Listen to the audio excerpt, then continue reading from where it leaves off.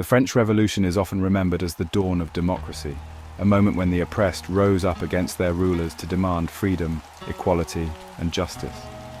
But beneath the ideals of liberty, behind the triumph of the people, lurked a far darker reality, one drenched in blood, madness, and vengeance. This was not merely a political uprising. It was a ritualistic dismantling of an entire way of life, where the monarchy was not just overthrown, it was annihilated, humiliated, and consumed in ways more horrific than history books dare to describe. When King Louis XVI and Queen Marie Antoinette were led to the guillotine, the executions became more than punishment. They became an act of violent rebirth. Blood was taken as a trophy, bodies were mutilated, and the very graves of past monarchs were torn open, their remains defiled and scattered. Some say the revolutionaries were driven by justice. Others say they were driven by something much darker.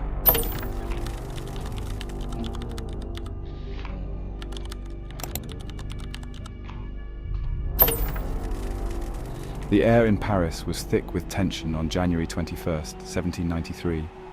Thousands of people flooded the streets, their breath visible in the cold winter air, all gathered to witness a moment that had never before occurred in French history, the execution of a king. Louis XVI, once the absolute ruler of France, stood at the base of the guillotine. His hands were tied, his hair had been cut short so that the blade could make a clean cut, and his royal robes were replaced by simple clothes, making him indistinguishable from any common prisoner. He was not afraid. Eyewitnesses described him as calm, composed, and almost resigned to his fate. Some accounts say that as he was led up the scaffold, he turned to the crowd and shouted, "I die innocent of all crimes." The revolutionaries did not care. The blade fell. The king's severed head was lifted into the air, and for the first time in history, France had no monarch. The crowd erupted into cheers, but the execution did not end with the king's death. In the moments that followed, the scene took on a disturbing ritualistic nature. As blood pooled on the scaffold, onlookers rushed forward. Many had brought vials, cloths, and even their bare hands. They dipped them into the blood, treating it not as the death of a tyrant, but as a sacred relic. Some believed that having the blood of the king would grant them strength, while others simply wanted to possess a piece of history. Then the most extreme rumors began to spread. Some claimed that members of the crowd had collected pieces of the king's hair, clothing, and even bone fragments after the execution. The most grotesque accounts suggest that there were those who consumed his blood, drinking it in an act of ultimate dominance over the fallen monarchy. While historians debate the truth of these claims, what cannot be denied is the sheer level of ritualistic violence that surrounded the king's death. The execution was not merely justice. It was revenge, raw and primal, carried out by a people who had suffered under his rule for too long. But if Louis XV's execution had been a bloody display, it would pale in comparison to what would happen 9 months later, when the Queen herself was dragged to the guillotine. Marie Antoinette had once been the most powerful woman in France. Now, on the morning of October 16, 1793, she was a prisoner, a widow, and about to die. Her trial had been a mockery of justice, filled with accusations that ranged from political betrayal to incest with her own son. Charges so absurd that even some revolutionaries found them difficult to believe. But the verdict had already been decided before the trial even began. She was guilty, and for that she would die. Unlike her husband, Marie Antoinette did not die with dignity. As she was paraded through the streets, her once lavish hair had been cut unevenly. Her clothes were dirty and torn, and the people screamed insults at her with such fury that her guards struggled to control the crowd. By the time she reached the guillotine, she was shaking, her face pale and drawn. Some say that as she climbed the scaffold, she accidentally stepped on the executioner's foot and instinctively apologized, her last words before death. Then the blade fell. But what happened next was something far worse than anything Louis XVI had experienced. As the executioner lifted her severed head, women in the crowd surged forward. Unlike the king's death, which had been an act of political defiance, Marie Antoinette's execution had a deeply personal hatred behind it. She had been the symbol of everything wrong with the monarchy. She had been the queen who supposedly said, "Let them eat cake." She had been the untouchable elite who bathed in perfumes while her people starved. Now she was nothing but a corpse. Some women tore strips of her clothing, keeping them as trophies. Others dipped their hands into the blood pooling on the scaffold, smearing it on their faces, their chests, and even their lips. It was an act of symbolic revenge, a declaration that the monarchy's time was over. It is said that some of the women even collected her blood in small bottles, taking it home with them as proof that the Queen was truly dead. This act of blood ritual was not uncommon during the Revolution. The executions were more than just punishment, they were transformations, moments where the revolutionaries sought to erase the old world and create something entirely new. But their hunger for vengeance did not stop with the royal family. Even the dead monarchs of the past would not be safe. In the coming months, revolutionaries would dig up the graves of France's former kings, drag their bones through the streets, and erase centuries of history in an act of brutal defiance. The monarchy was not just overthrown, it was being systematically erased. With the monarchy dismantled and the royal family executed, the revolutionaries turned their wrath towards the past rulers of France. The kings and queens who had once sat on the throne, long dead and buried in sacred tombs, would not be spared from the people's thirst for vengeance. The Basilica of Saint-Denis, just north of Paris, had been the burial site of French monarchs for over 1,000 years. Within its crypts lay the remains of kings and queens from Dagobert I in the 7th century to Louis XV in the 18th century. Their bodies, resting in ornate coffins and elaborate tombs, had been untouched for generations. But in 1793 that changed. On the orders of the revolutionary government, a massive desecration of the royal tombs began. The National Convention declared that the Basilica of Saint-Denis was a symbol of tyranny, and the remains of the monarchy had to be destroyed. The revolutionaries entered the basilica, armed with axes, picks, and torches. One by one, the magnificent tombs of the kings and queens of France were smashed open, their sculptures shattered, their inscriptions erased. At first, the revolutionaries dragged the bodies out into the streets, putting them on display for the crowds. Some reports claim that people paraded the skeletons through Paris, holding them up as trophies, proof that the monarchy was truly dead. But then, something even stranger happened. As word spread that royal corpses were being unearthed, a black market for their remains began to emerge. Some people took skulls, bones, and even strips of royal flesh, keeping them as grotesque souvenirs. Others sold these body parts to collectors who saw them as relics of a fallen dynasty.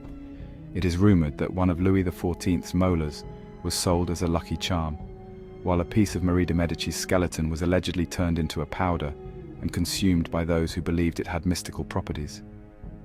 Some bodies, however, were not kept or sold. They were thrown into mass graves. After the looting of Saint-Denis, dozens of corpses were dumped together in large pits, stripped of their royal status and discarded like common criminals. Today, the royal tombs of France are empty. The remains of centuries of monarchs have been lost to time, their bodies scattered, burned, or stolen. But the revolutionaries were not satisfied with simply destroying the bodies of the past. They wanted to make sure that no symbol of the monarchy remained, and so they continued their ritual of erasure, this time with something even more disturbing. In the months that followed, the revolutionaries began parading the bones of former rulers through the streets, displaying them like grotesque puppets. The revolution had begun as a fight for liberty, but by 1793, it had transformed into something far darker, an obsession with erasing the monarchy from existence. It was no longer enough to execute the royal family. It was no longer enough to destroy their graves and scatter their remains. The revolutionaries wanted to humiliate them beyond death, to ensure their memory carried only shame. The streets of Paris became the stage for a macabre spectacle. The bones of long-dead kings were dragged from the crypts, carried through the streets, and displayed like trophies. Some revolutionaries held skulls high above their heads, chanting slogans of freedom as they mocked the rulers who once claimed divine power. There are accounts of people dancing with skeletons, dressing the bones in rags and pretending to hold mock trials for the deceased monarchs. The revolutionaries believed that by defiling the physical remains of the monarchy, they were symbolically dismantling the monarchy's hold over France forever.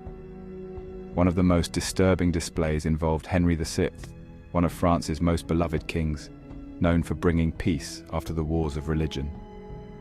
When his tomb was opened, his corpse was found shockingly intact, his features still recognizable. Rather than show respect, the revolutionaries ripped his body from the coffin, mounted his head on a pike, and carried it through the streets. Onlookers cheered, some claiming that even a good king deserved to be punished for the sins of the monarchy.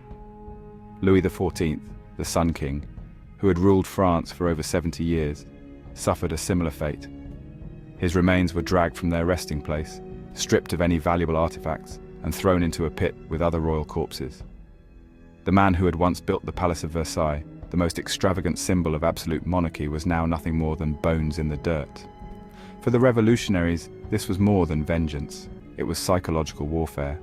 By displaying the skeletons of kings, they wanted to prove to the people that monarchy was dead, that no ruler, living or dead, could ever again control them. But even after this wave of ritualistic destruction, the revolutionaries were not finished with the monarchy. There was still one more target, the woman who had come to symbolize everything wrong with the aristocracy, Marie Antoinette. And as rumors spread that she had been completely oblivious to the suffering of the people, some began to ask an unsettling question. Had she been deliberately kept ignorant? Had she never truly understood what was happening beyond the palace walls? Was it possible that Marie Antoinette had been trapped in a conspiracy, one designed to bring down not just her, but the entire French aristocracy? For centuries, Marie Antoinette has been remembered as the queen who lived in excess while her people starved. The woman who supposedly uttered the infamous words, "Let them eat cake." Though historians widely agree that she never actually said those words, the phrase became a symbol of her detachment from reality, her supposed ignorance of the suffering outside the palace walls. But what if Marie Antoinette had not been simply out of touch? What if she had been deliberately kept in the dark, manipulated by those around her to ensure she remained oblivious? Throughout her time as queen, Marie Antoinette lived in a world of illusions, carefully controlled by her servants, advisors, and courtiers. She was given false reports about the well-being of the people, presented with only carefully curated information, and led to believe that the monarchy was still beloved by the commoners. The people who surrounded her, her butlers, her attendants, even her most trusted confidants, had a vested interest in keeping her blind to the reality outside Versailles. The aristocracy feared losing power, the palace staff feared losing their privileged positions, and those closest to her feared that if she knew the truth, she might act against them. This raises a chilling possibility. Was Marie Antoinette's ignorance manufactured as part of a larger scheme? Was she kept unaware so that, when the revolution came, she would be the perfect scapegoat? Some believe that her isolation and misinformation were not accidental, but intentional. If she could be made into the most hated figure in France, the revolution would have a clear enemy, a figurehead to blame for all of the country's suffering. And that is exactly what happened. The revolutionaries targeted her with relentless propaganda, painting her as the villain behind France's misery. Cartoons and pamphlets depicted her as a heartless seductress, a foreign agent, even a monstrous figure who drained the country's wealth for her own pleasures. Her trial was little more than a spectacle, designed to convince the people that the revolution was justified in its violence. The question remains, if Marie Antoinette had known the full extent of the suffering in France, would she have acted differently? Would she have tried to change the course of history? Or was she doomed from the start, a pawn in a game she never understood? Regardless of the answer, her fate was sealed. She, like her husband, was led to the guillotine, the final victim of a system that had collapsed under its own weight. But her death was not the end of the revolution's bloodshed. In the months and years that followed, France descended into even deeper horrors, where thousands would be slaughtered, drowned, and executed in the name of progress. The monarchy had fallen, but the reign of terror had only just begun. The monarchy was gone. Louis XVI and Marie Antoinette were dead, their bodies discarded, their dynasty erased. Even the bones of their ancestors had been desecrated, dragged through the streets, and thrown into mass graves. The revolutionaries had not just overthrown a government, They had wiped away centuries of royal history, turning France into something unrecognizable. But even as the old world crumbled, the new one was built on unstable ground. The Republic had been declared, yet France was anything but stable. The streets of Paris, once filled with cries for justice, now echoed with paranoia, betrayal, and the scent of fresh blood. The same people who had cheered for revolution soon found themselves standing on trial, accused of being enemies of the very cause they once fought for. The fall of the monarchy did not bring peace. It opened the floodgates to something far worse. What had started as a fight against tyranny had now become a frenzy of violence that no one could control. The guillotine did not stop with the king and queen. It kept falling. It would claim priests, nobles, commoners, women, and even children. It would claim the very revolutionaries who once wielded its power.